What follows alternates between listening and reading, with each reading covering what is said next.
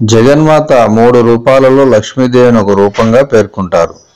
తనను కొలిచిన వారికి సిరి సంపదలు ప్రసాదించే దేవత. అయితే పరిశుభ్రమైన జీవన శైలి, సాధారణ మానవుల పట్ల ఔదార్యం చూపితే చాలు తన కరుణా కటాక్షాలను వారిపై కురిపిస్తుంది. కానీ ఇలాంటి అలవాట్లు ఉన్న కొన్నిసార్లు డబ్బుకు సంబంధించిన సమస్యలను జీవితంలో ఎదుర్కొంటాం.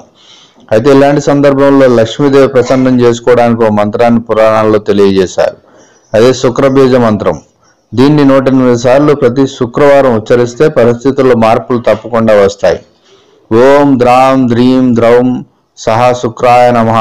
ఈ మంత్రాన్ని శుక్రవారం నాడు 108 సార్లు జపించాలి. పూజ గదిని శుభ్రం చేసి లక్ష్మీదేవి ముందు నేతితో దీపం వెలిగించాలి. ఇలా చేసిన తర్వాత ఈ మంత్రాన్ని ఉచ్చరించాలి.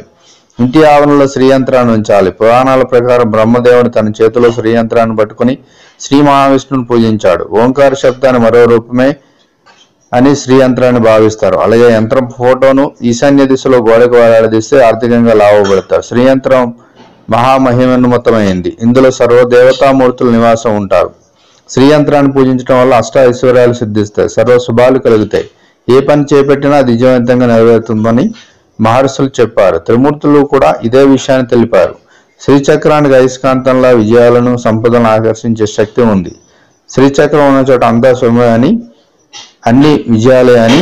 జీవితంలో లక్ష్మి అనుగ్రహం పొందాలంటే ఈ మంత్రాలను జపించాలని 108 సార్లు ఆధ్యాత్మికంగా చెప్పబడుతుంది.